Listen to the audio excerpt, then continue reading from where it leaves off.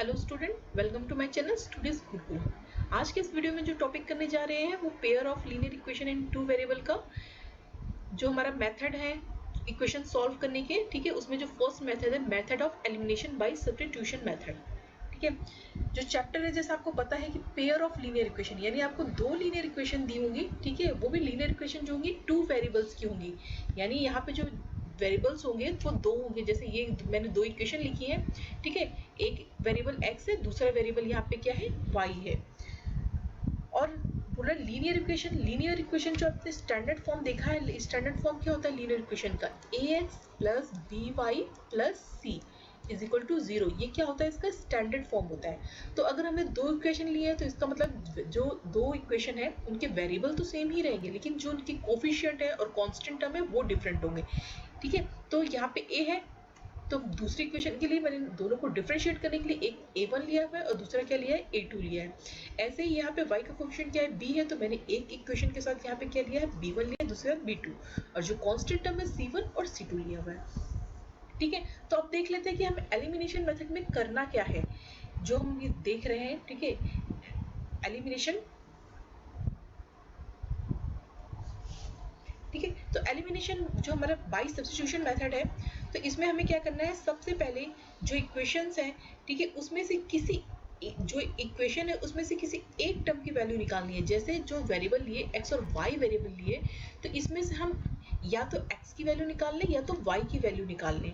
ठीक है, यानी एक को एलिमिनेट कर देना है और उसके बाद जिसकी हमने वैल्यू निकाली है उस वैल्यू को हमें क्या करना है, दूसरी इक्वेशन में सब्स्टिट्यूट करना है। ठीक है, तो जैसे ये देख लेते हैं, फर्स्ट इक्वेशन है हमारी a1x plus b1y plus c1 equal to 0। तो इसमें मैं क्या कर रही हूँ, x की वैल्यू निकाल लेती हूँ। तो x की वैल्यू निकालने के लिए क्या करना पड़ेगा, x को एक तरफ रखना पड़ेगा, बाकी जो उसके साथ के टर्म है उन्हें क्या करना पड़ेगा, ट्रांसपोज करना पड़ेगा।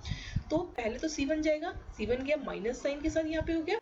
ठीक है, और साथ में कौन जाएगा, यहाँ पे b1y भी गया। ठीक है, ये अब इसके बाद केवल x को रखना है और वो a1 को भी क्या करना है, ट्रांसपोज करना है। तो x इक्वल टू यहाँ पे क्या मिल जाएगा, a1 यहाँ पे डिवाइड में हो जाएगा जाकर के, इसी तरह से यहाँ b1 अपॉन a1 y। तो अब ये जो पूरी वैल्यू आई है x की, ठीक है, इसी को हमें क्या करना है, सेकंड इक्वेशन में पुट करना है।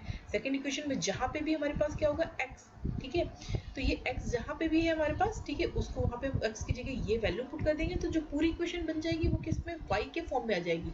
यहाँ पे भी y आ जाएगा, यहाँ पे भी y है, और ये तो कांस्टेंट टर्म में कोई नंबर होगा हमारे पास। ठीक है, तो पूरी इक्वेशन y के फॉर्म में हो गई। तो उसको हम फिर क्या करेंगे, सॉल्व करेंगे, सिंप्लीफाई करेंगे, तो उससे हमें किसकी वैल्यू मिल जाएगी, y की वैल्यू मिल जाएगी। और फिर y की वैल्यू को इन दोनों की इक्वेशन में से किसी भी एक इक्वेशन में हम पुट कर देंगे, तो हमें इससे किसकी वैल्यू मिल जाएगी, x की वैल्यू मिल जाएगी। या फिर हम डायरेक्ट इसको यहाँ पे भी पुट कर सकते हैं, तो इससे भी हमें क्या मिल जाएगी, x की वैल्यू मिल जाएगी। तो चलिए इस पे बेस्ड कोई क्वेश्चन देख लेते हैं ताकि कॉन्सेप्ट और क्लियर हो। तो ये क्वेश्चन में हमारे पास दो इक्वेशन है। फर्स्ट इक्वेशन है 3x minus 5y equal to -1, और जो हमारी सेकंड इक्वेशन है x minus y is equal to -1। तो अब हमें क्या करना होता है, फर्स्ट स्टेप होता है हमारा, सबसे पहले में x या y की वैल्यू निकालनी है किसी एक इक्वेशन से।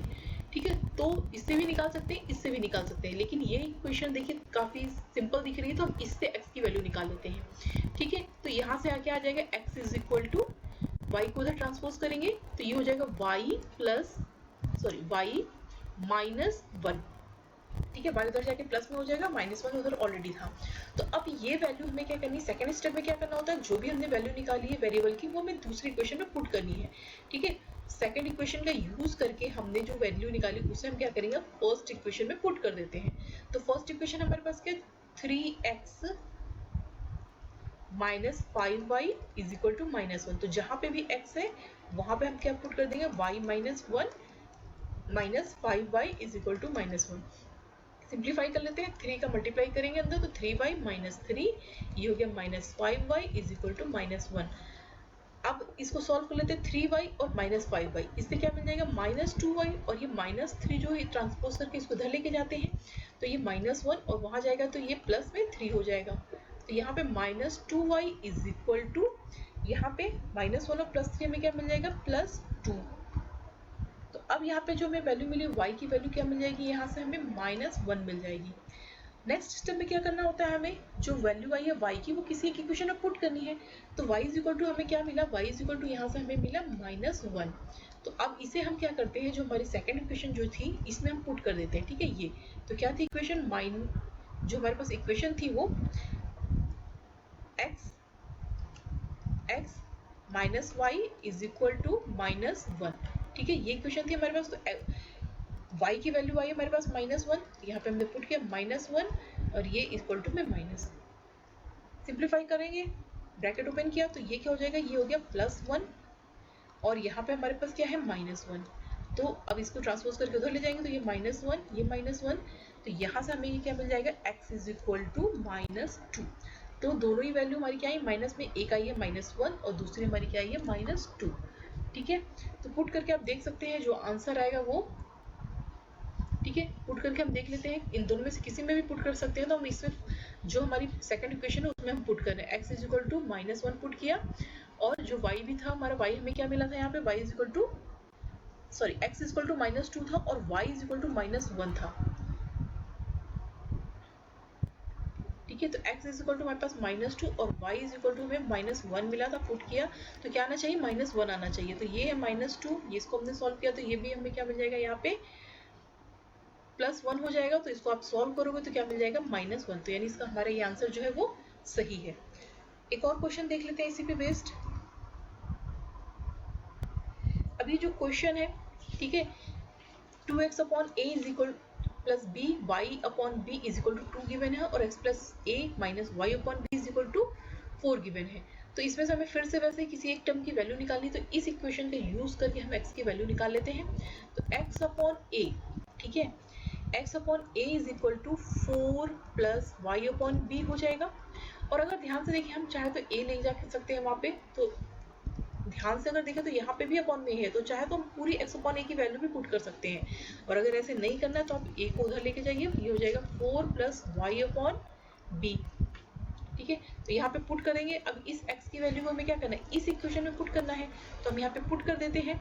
पुट करने के बाद ये क्या हो जाएगा, 2 मल्टीप्लाई में रहेगा और अपॉन में a है, यहाँ पे हमें केवल x की वैल्यू पुट करनी है। तो x की वैल्यू हमारे पास क्या है, ठीक है, a और अंदर पे 4 plus y upon b plus y upon b, ठीक है, इज इक्वल टू 2।